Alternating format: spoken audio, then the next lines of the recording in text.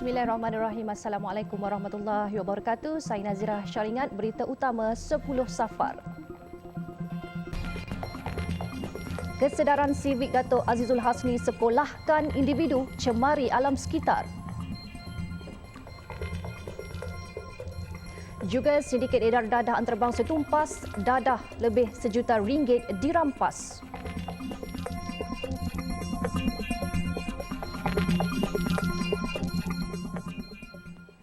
Bawa plastik sampah bersama ke mana sahaja kita pergi. Demikian peringatan khusus daripada pemenang pingat Perak Olimpik Tokyo 2020 yang juga jaga berbasikan negara, Dato' Azizul Hasni Awang, menerusi catatan di Instagramnya tentang kesedaran sivik rakyat Malaysia.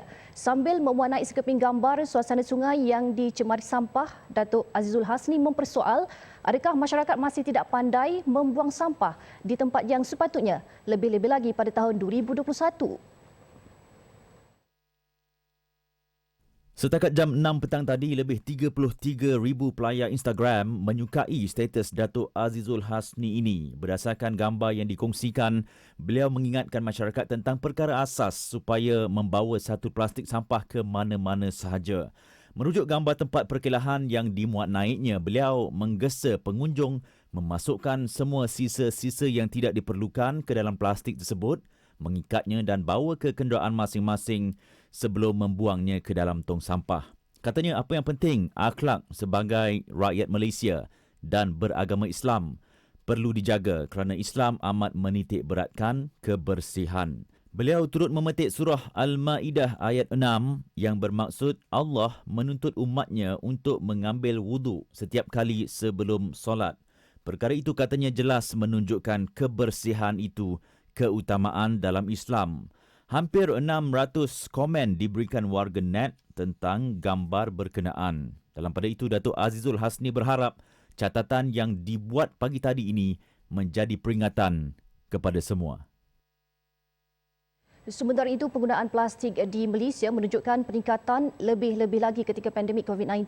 Situasi itu menjurus masalah pencemaran alam sekitar yang kronik, memandangkan sisa itu mengambil masa yang lama untuk lupus. Walaupun kerajaan giat menjalankan pelbagai kempen bagi mengurangkan penggunaan plastik, namun penggiat industri juga perlu mengambil peranan dalam memelihara kelestarian alam.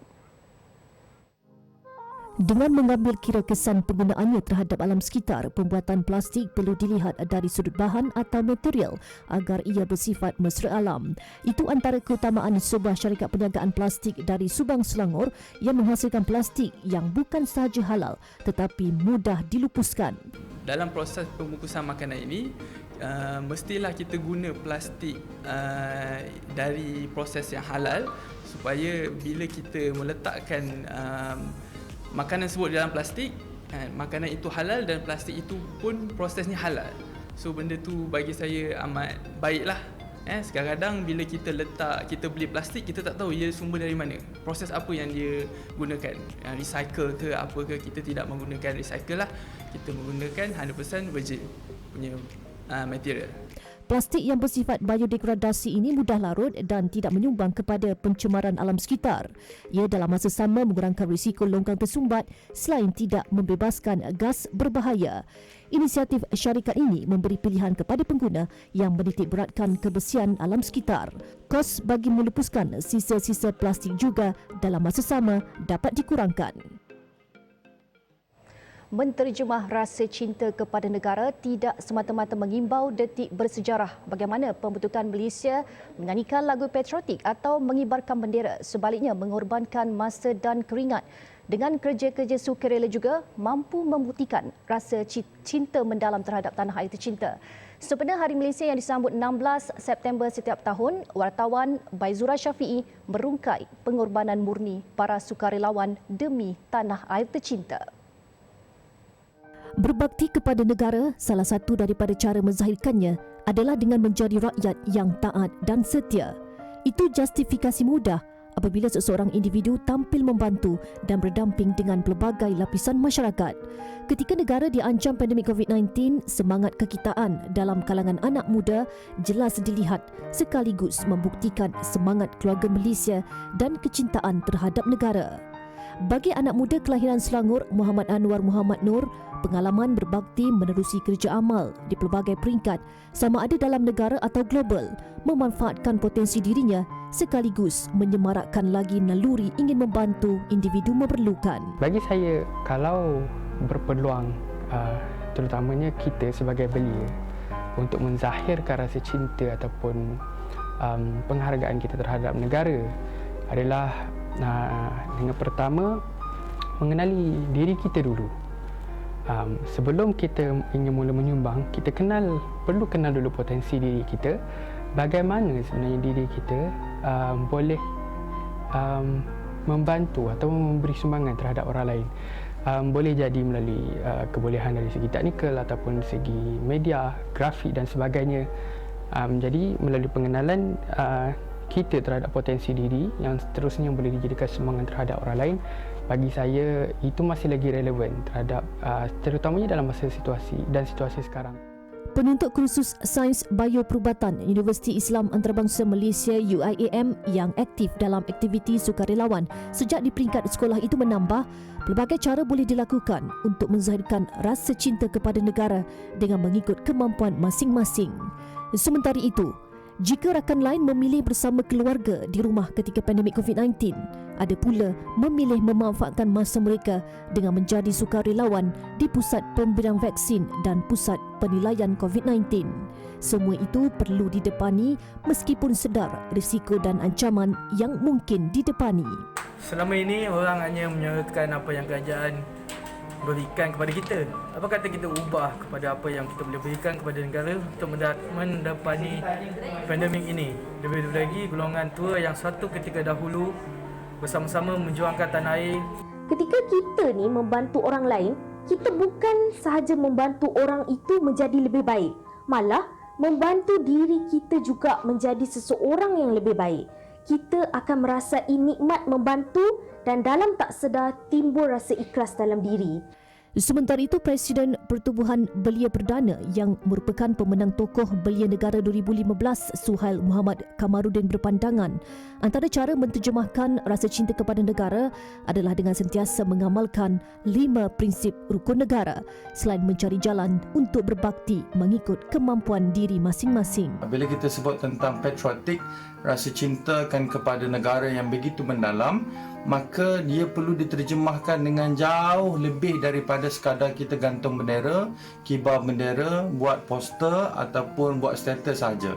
Tetapi dia perlu diterjemahkan dengan mengamalkan segala prinsip rukun negara yang kita patut amalkan secara bersama bagi menunjukkan kesungguhan dan membuktikan yang kita benar-benar cintakan negara. Ramai anak muda yang turun untuk membantu.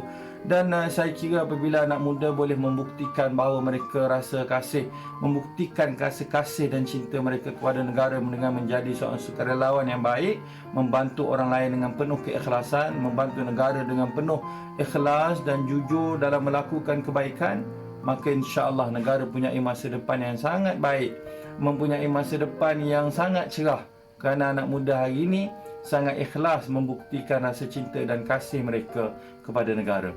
Tentunya, tarikh 16 September amat bermakna dalam memperingati perjuangan mereka yang berjasa dalam penubuhan negara berdaulat ini.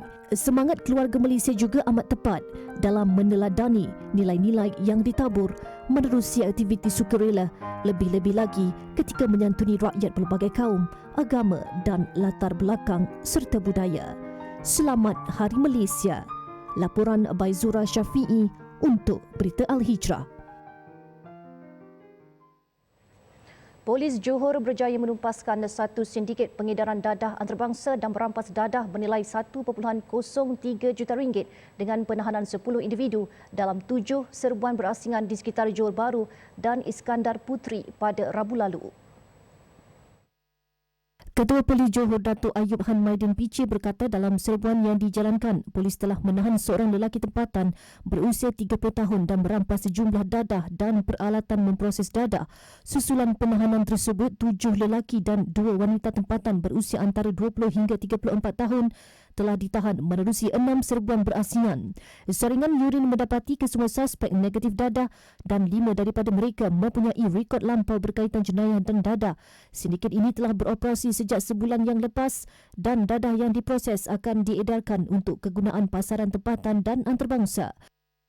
Modus operandi yang dijalankan oleh sindiket ini adalah dengan menyewa rumah gated and guarded untuk dijadikan sebagai stor penyimpanan dadah dan memproses dadah untuk pasaran tempatan dan juga kita percaya untuk pasaran luar negara. Menurutnya, jumlah dadah yang dirampas boleh digunakan oleh seramai 172,666 penagih. Sejak 1 Januari hingga 15 September lalu, Polis Johor telah menahan 9,363 orang atas pelbagai kesalahan berkaitan dadah dan merampas dadah sebanyak 10.95 juta tan bernilai 352.45 juta ringgit.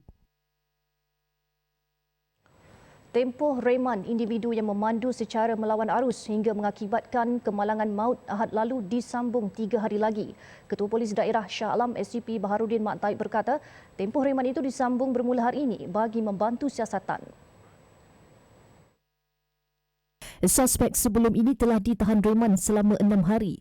SCP Baharudin dilapor berkata kes itu diklasifikasikan semula kepada Seksyen 302 Kanun Kesiksaan kerana membunuh. Dalam kejadian Ahad lalu, 2 remaja terbunuh masing-masing berusia 18 dan 19 tahun selepas kereta Proton Wira Aerobag dinaiki mereka dirempuh kenderaan pacuan 4 roda yang dipandu melawan arus di Lebuhraya Persekutuan. Hasil ujian urin ke atas pemandu pacuan 4 roda tersebut selepas kemalangan mendapati suspek positif ganja. Selepas ini, walaupun dalam fasa 3, polis pantau lokasi di Terengganu.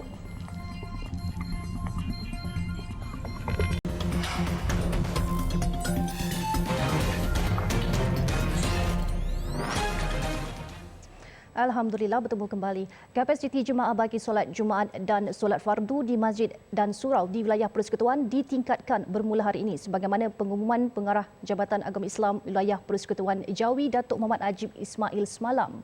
Pertambahan itu pasti melegakan jemaah dan ahli Korea sekaligus mengubati kerinduan buat mereka yang tidak berpeluang menunaikan solat berjemaah di masjid sebelum ini. Jadi ketika ini wartawan Hadiza Faisal berada di Masjid Wilayah Persekutuan Kuala Lumpur untuk melaporkan keadaan di sana. Jika sudah bersedia, silakan Izzah. Assalamualaikum warahmatullahi wabarakatuh. Terima kasih Nazira Syaringat dari studio. Nazira, apa yang saya boleh kongsikan pada malam ini, tadi baru sahaja selesai solat fardu maghrib secara berjemaah di Masjid Wilayah Persekutuan ini. Dan Nazira, saya sempat menemu bual beberapa jemaah yang hadir untuk menunaikan solat jemaah mengenai pertambahan kapasiti jemaah di Masjid Wilayah Persekutuan ini. Dan rata-rata mereka bersyukur dengan kenyataan yang telah dikeluarkan oleh Pengarah Jabatan Agama Islam Wilayah Persekutuan Jawi iaitu Datuk Muhammad Ajib Ismail sendiri, yang mana jumlah jemaah bagi solat Jumaat dan juga solat fardu di masjid dan surau di seluruh wilayah persekutuan ini ditambah jumlah kapasitinya berkuat kuasa pada hari ini ya Nazira. Dan untuk maklumat penonton, bagi masjid wilayah persekutuan telah ditambah seramai 500 orang bagi solat Jumaat secara berjemaah dan juga seramai 200 orang bagi solat fardu. Dan untuk solat Jumaat di masjid Zon dan Masjid Karya seramai 250 orang, surau Jumaat seramai 150 orang. Masjid Zon dan Masjid Karya seramai 250 orang. Surau Kebenaran khas Jumaat seramai 100 orang. Surau Jumaat PPR dan DBKL seramai 80 orang. Dan bagi mengetahui jumlah ataupun kapasiti bagi masjid dan surau di sekitar wilayah persekutuan yang lain bagi solat fardu, kita bersama dengan Imam Besar Masjid Wilayah Persekutuan ini sendiri iaitu Haji Muhyiddin Aziz. Assalamualaikum Ustaz. Waalaikumsalam warahmatullahi wabarakatuh. Baik Ustaz, mungkin boleh jelaskan sekali lagi kepada penonton di luar sana berapa jumlah kapasiti bagi solat fardu untuk surau dan juga masjid di zon sekitar wilayah persekutuan ini? Bagi masjid-masjid pusat zon dan juga masjid-masjid karya, untuk solat fardu ni dibenarkan 100 orang. Dan surau Jumaat dan surau yang diberi kebenaran khas mendirikan Jumaat 50 orang.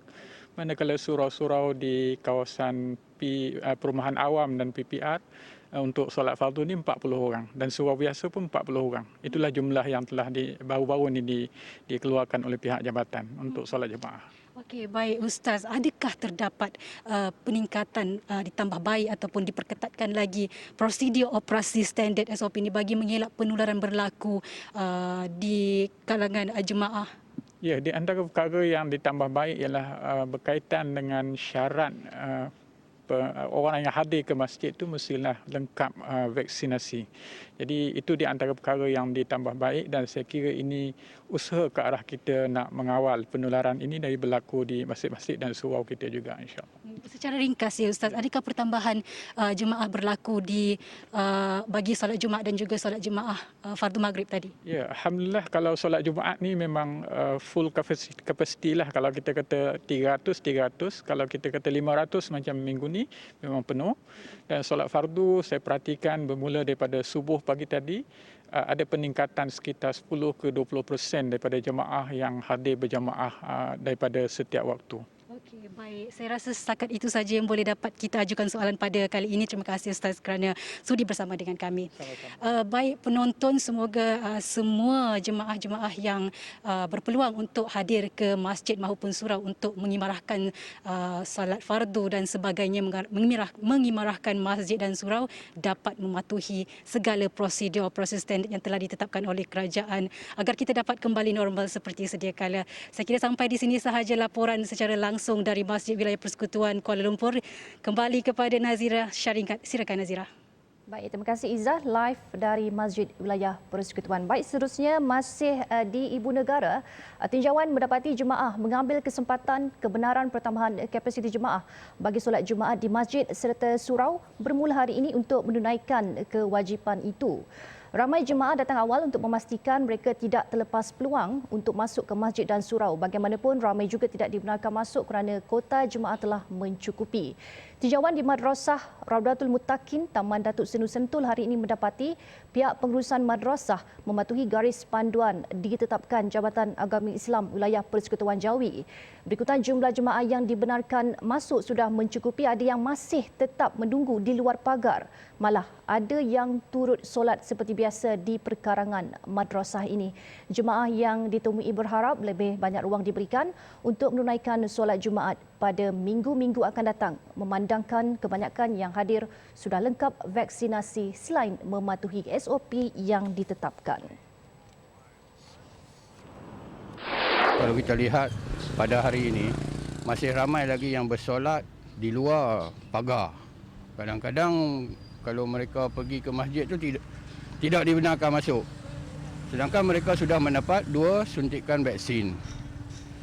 Selain itu, pandangan saya, masjid ni kalau kita lihat pada hari ini memang bolehlah dibuka kepada aktiviti-aktiviti lain seperti ceramah dan aktiviti lain lah, mengikut SOP yang betul lah.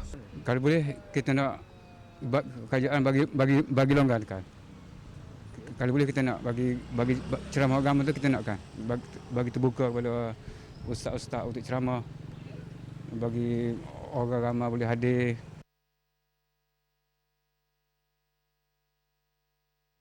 Baik, ini pula peringatan mesra buat rakyat Terengganu. Polis menggerakkan sebanyak 141 pasukan pematuhan dan pemantauan sepanjang fasa ketiga Pelan Pemulihan Negara PPN bermula hari ini. Tumpuan khusus diberikan di 30 kawasan yang sering menjadi pilihan orang ramai untuk bercuti dan beriadah bersama keluarga. Ketua Polis Terengganu Datuk Rohaimi Man Isa berkata seramai 600 kekuatan melibatkan pelbagai agensi sedang ditugaskan di beberapa lokasi tumpuan termasuk di Pulau Peranginan, pantai dan hutan libur. Kerana di fasa 3 ini semua roadblock sepadan di antar daerah telah dibuka.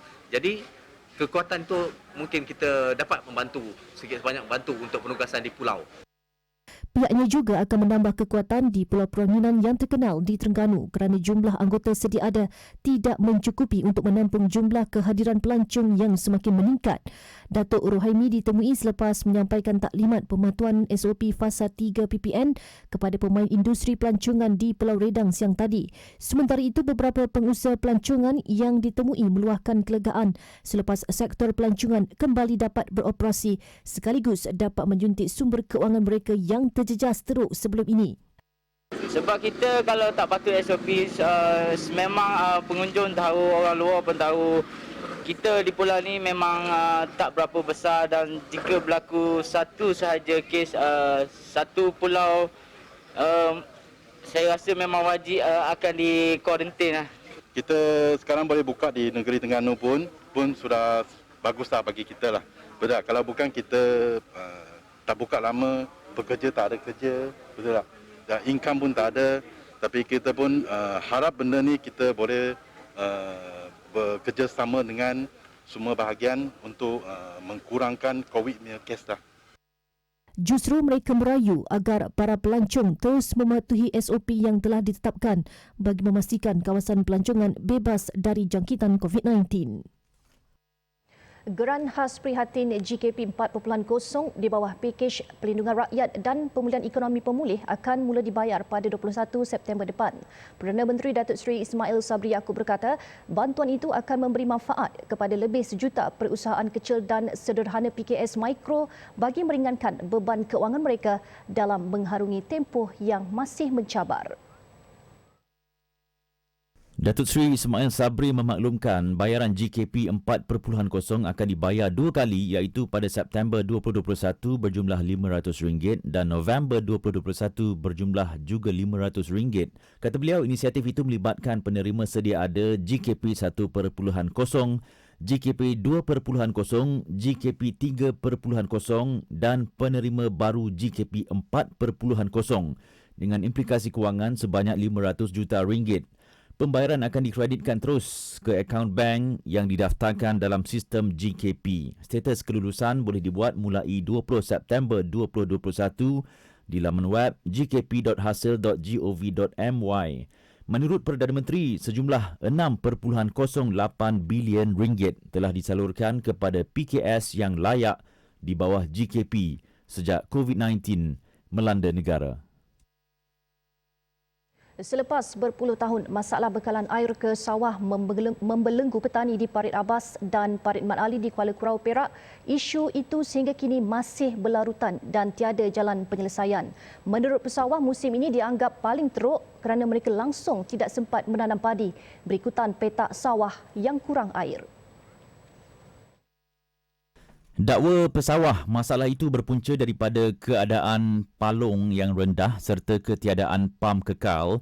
Lebih membimbangkan mereka, jadual pengairan air yang sepatutnya diterima minggu lalu tidak sampai 0.5 meter dan tidak mampu menampung bekalan air untuk pesawah memulakan tanaman padi. Apabila tibanya musim tanaman padi pada musim ini, sepatutnya 7 hari bulan kami dah mulakan musim tanaman padi, tapi sampai sekarang air tak ada lagi. Dakwa pesawah, keadaan tersebut menjejaskan sumber pendapatan mereka kerana hanya dapat menuai padi 2 kali setahun berbanding kawasan lain sebanyak 3 kali. Ujar mereka, keadaan diburukkan lagi dengan sikap pentingkan diri sendiri segelintir pesawah yang tidak mengikut jadual dengan mengairi tanaman mereka terlebih dahulu. Ia menyebabkan ada pesawah yang terpaksa mengeluarkan modal membeli pam sendiri berbanding menunggu giliran aliran air daripada Jabatan Pengairan dan Saliran JPS. Kena beli sendiri ya. Kalau nilai sekarang ni dalam untuk satu set yang lengkap dalam 1,800 kos dia. Pesawah kena beli pam sendiri untuk nak salurkan air tu. Macam unit saya ada beli untuk guna duit tabung, ada 2 unit. Itu boleh sewa lah kepada petani yang memerlukan kan. Sementara itu, Exco Pertanian Negeri Razman Zakaria ketika meninjau kawasan sawah terlibat berkata JPS telah menyediakan 2 pam tambahan bagi membantu mengairi petak sawah sebagai langkah penyelesaian jangka pendek. PAM tu actually dah ada dah di JPS dan AIDA dan sebagainya. Dia untuk PAM air banjir dan sebagainya. Mungkin nanti kita selaraskanlah, akan lihat kepada teknikalnya. Jangka pendeknya menggunakan PAM lah. Panjang macam mana? Jaga panjang kita kena tengok balik infrastruktur supaya parit tu boleh naik ke atas dan sebagainya lah. Selain itu, ujar Razman, pesawah juga dinasihatkan mematuhi penggiliran air ke petak sawah kawasan masing-masing supaya tidak menjejaskan jadual penanaman padi pesawah lain. Katanya sikap lebih bertoleransi juga akan membantu masalah koordinasi dan komunikasi di antara pesawah yang turut menjadi punca air tidak dapat dialirkan ke petak sawah. Sekiranya pesawah dapat mengikutinya, masalah tersebut dapat diminimumkan. Selepas ini, gali terowong untuk bebas sejak Disember.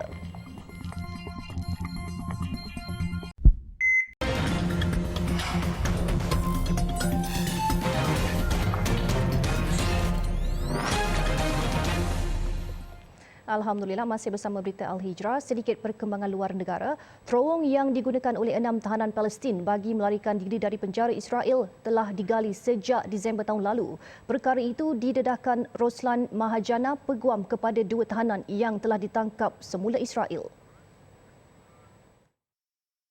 Menurut Roslan, tahanan yang ditangkap semula Mahmud Abdullah Ardah dan Yaqub Qadri telah berkongsi kepada beliau perincian pelan mereka. Antara peralatan yang digunakan untuk menggali terowong dari sel penjara ialah sudu, piring dan pemegang cerek. Sementara itu, memetik laporan media, Roslan berkata anak guamnya dilapor telah mengalami penderaan dan penyiksaan fizikal dan mental oleh penyiasat Israel. Pada 6 September lalu, dunia gempar selepas 6 tahanan Palestin berjaya melarikan diri dari penjara Israel yang mempunyai tahap keselamatan yang tinggi. Setakat ini, 4 daripada mereka telah berjaya ditahan semula, manakala 2 lagi masih bebas. Baik, sebelum berpisah, jangan lupa saksikan Globe Al-Hijrah versi bahasa Arab bersama penyampai Hanan Muhammad Said jam 8.45 malam ini. Dan jangan lupa lagi laporan berita pilihan dan eksklusif di alhijrahnews.com. Baik, sekian untuk malam ini. Saya Nazira Syaringat. Assalamualaikum warahmatullahi wabarakatuh dan selamat malam.